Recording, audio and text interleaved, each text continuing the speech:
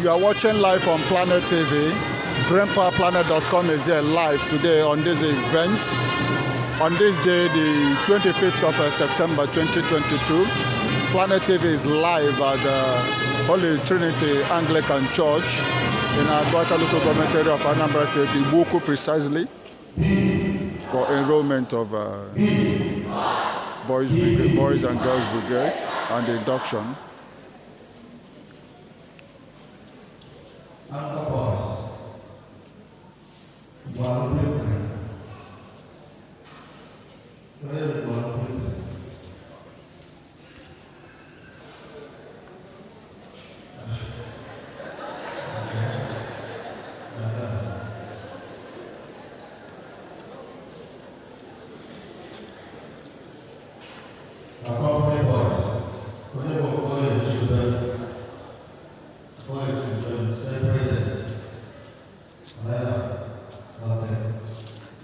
Senior boys, okay,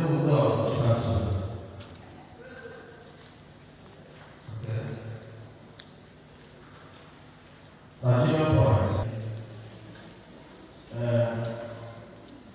one of the object of boys brigade.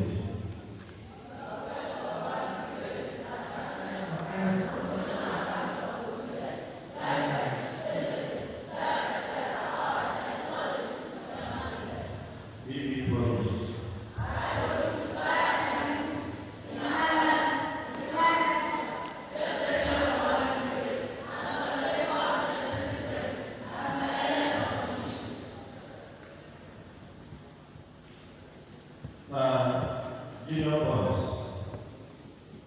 who is the founder of Boys Brigade? Why are you the founder of Boys Brigade?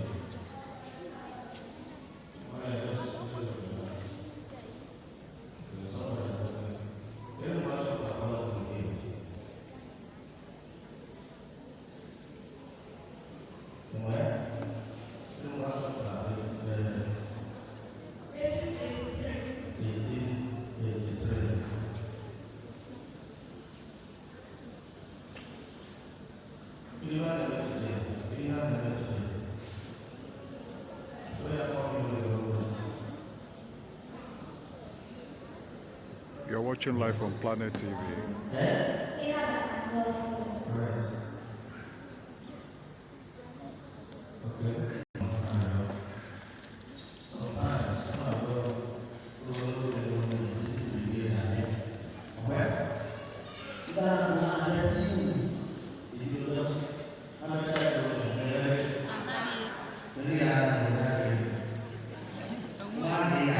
You're watching live on Planet TV. BrainPowerPlanet.com is here live. This is Esther Ezana.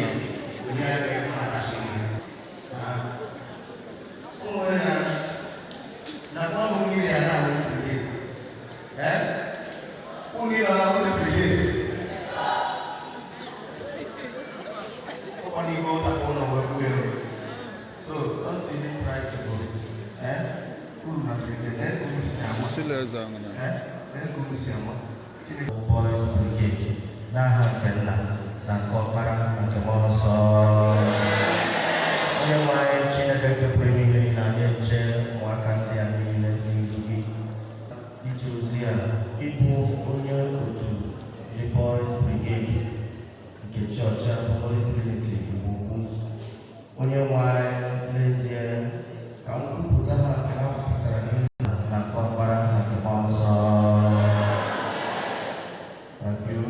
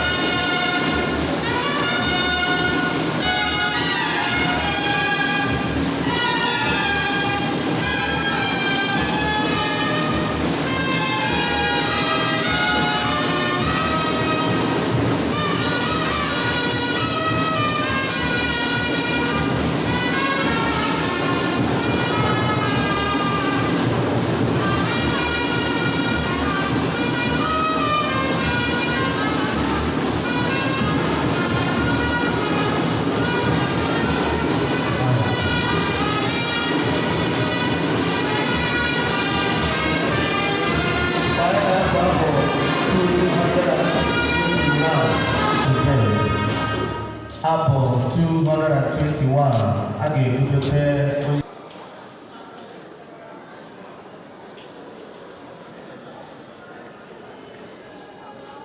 Esther Izangana of Achina, mounting the position of a captain for Boys and Girls Brigade. Girls Brigade. Ibuku.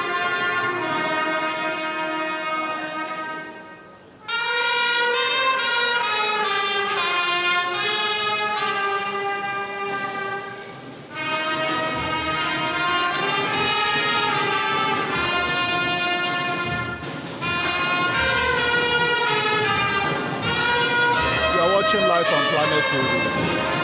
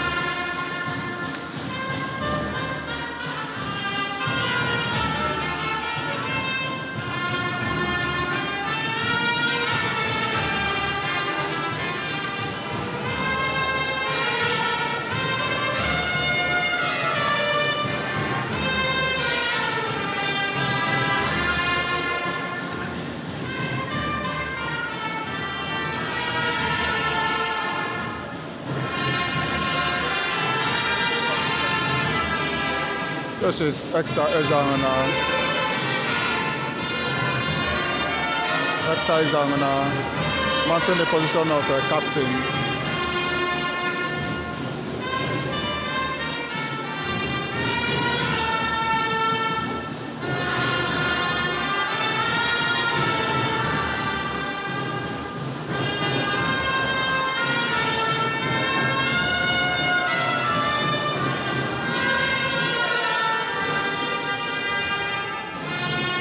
Planet TV is live at Holy Trinity Anglican Church, Ibuku.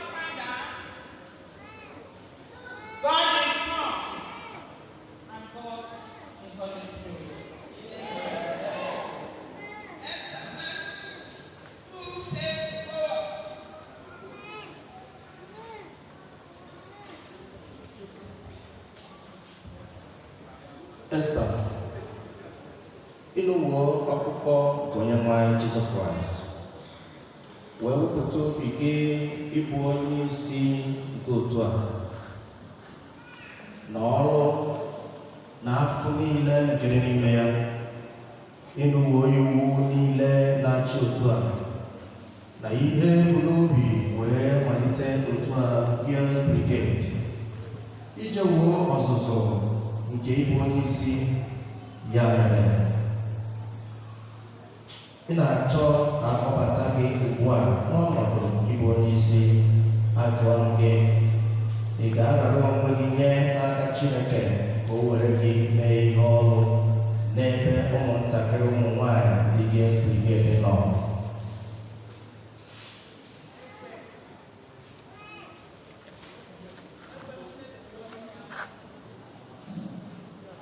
Ị ga-enye ndụ gị n'ọrụ niile ịzụpụta ụmụntakịrị ụmụ nwanyị ka ha bụrụ ndị ga-adị ndụ dịka ihe ebu n'obi wee malite otu Girls Brigade si dị.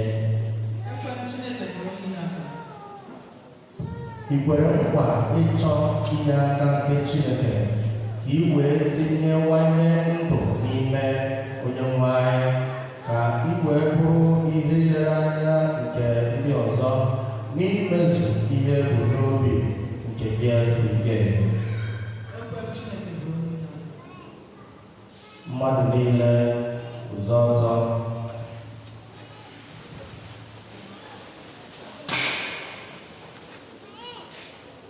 Ajụọ m gị, Esther, dịka kaptịn nke Girls Brigade nke Holy Trinity Church Igbo Ukwu, ị ga-anara n'aka n'aha chọọchị nke a ọrụ ịgba mbọ niile nakwa ịzụpụta ụmụaka ndị a ka nkwa nke ha kwere ugbu a wee bụrụ ihe ga-emezu emezu. Anyị kwere nkwa n'akụkụ nke anyị ịkwado gị na ndị ọzọ, ndị isi ọzọ site n'ekpere na inye aka ka ihe bụ n'obi wee malite otu a bụ Girls Brigade wee gaa n'ihu.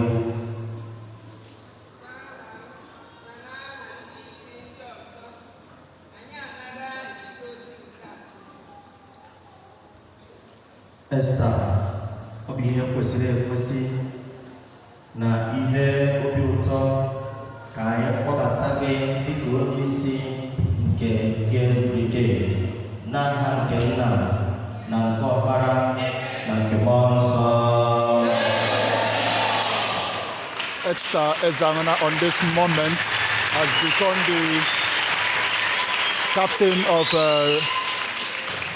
Holy Trinity Anglican Church Brigade, Igbo-Ukwu, on this day, the 25th of September 2022.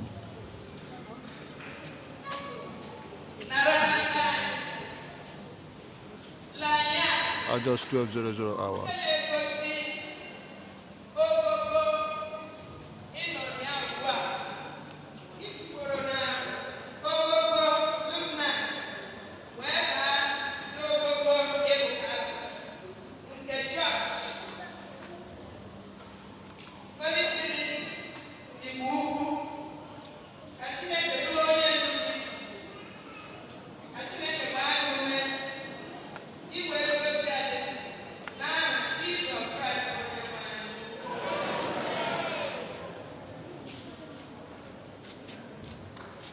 On this day, Esther Ezangana has become the captain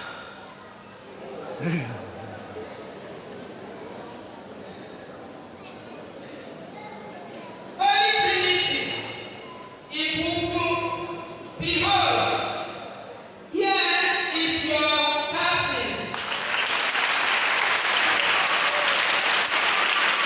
This is glorious. Esther Ezangana has become the captain of Holy Trinity Igbo-Ukwu Anglican Church on this day, the 25th of September 2022 at 12:00 hours.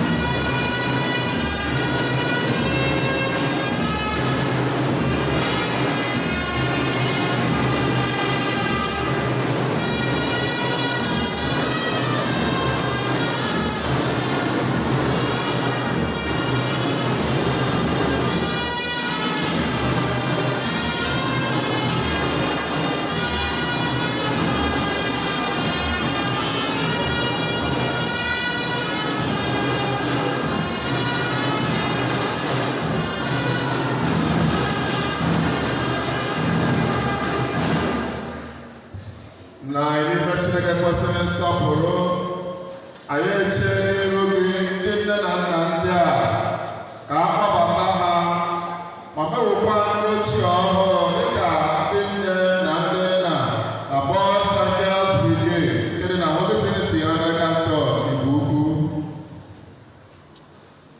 Ndị nne na nna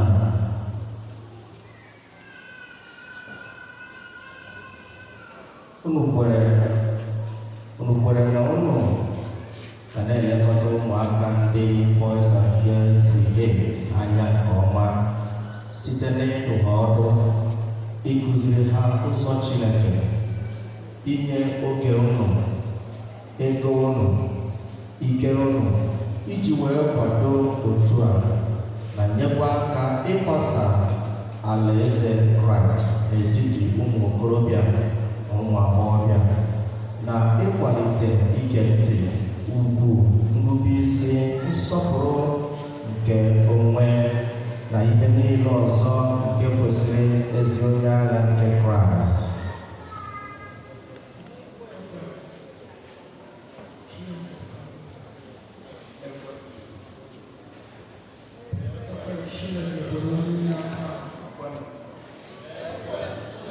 Ndị kwenyere n'ezie n'ije ozi a dị nnukwu mkpa ilekọta ụmụ ntorobịa nke brigade nke dị n'ime Holy Trinity Igbo Ukwu, onye nwe anyị nye ha obi zuru ọrụ a, wee ka ha dị ike n'ijezu ozi ma n'okwu ma n'ọbụla nke ndụ. Onye nwe anyị, n'ihi na ọ bụ site na ndụ ha ga-esi wee mụta ọtụtụ ihe.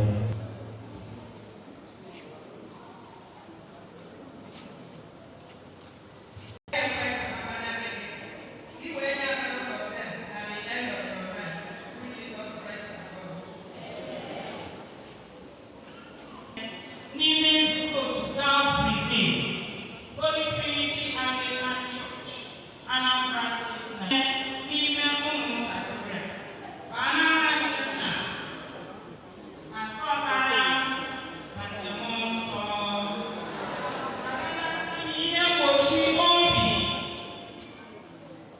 ebu okwukwe,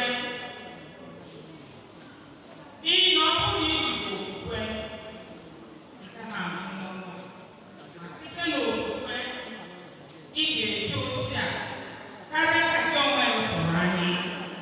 Nke nna maka ọbara nke mmụọ nsọ.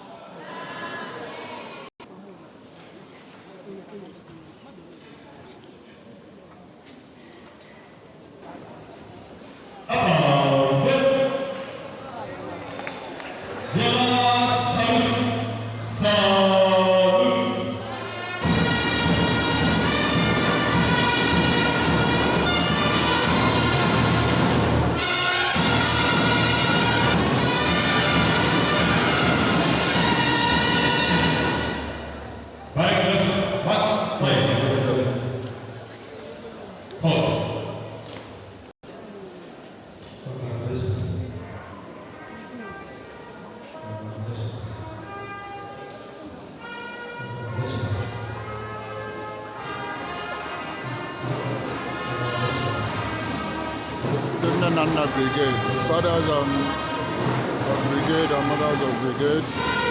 You are newly enrolled. You are watching live on Planet TV. You are live at Holy Trinity Church.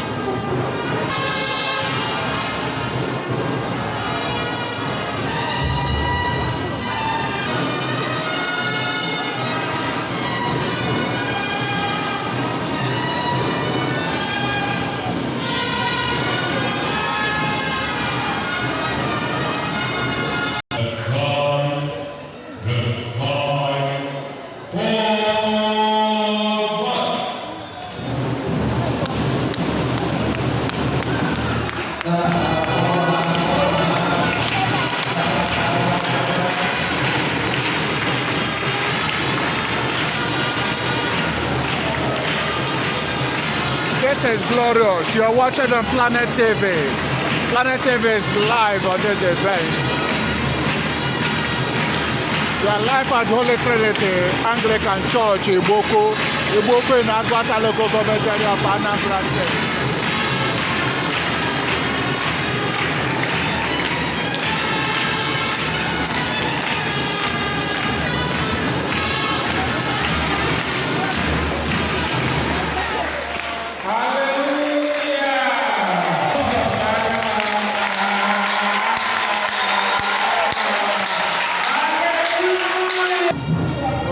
Mommy, now 25th of September, I'm on a Holy Trinity Church. I'm on a Planet TV. Because Kenya is a Holy Trinity Church today. 25th September, was church here. Church here. Probably going to the car 15 years. I am with the and I'm going enrollment. Then Basta na mara Chineke wasi na aga eguzobieta. Kedu ndị mere enrollment ndị boys and girls brigade then na enye award captain to the lieutenant n'ọmụmụ ya. Okay, ka afa the lieutenant? Miss Esther. Okay. Esther Anuna. Yes. Okay, all right, thank you. Honorable Mrs. Caroline. E.A.D. Okay. J.P. Okay. All right, thank you. Can you hear me? I'm the Commissioner of Girls Brigade. Wow. Anambra Division. Wow. Thank you, ma'am. Thank you.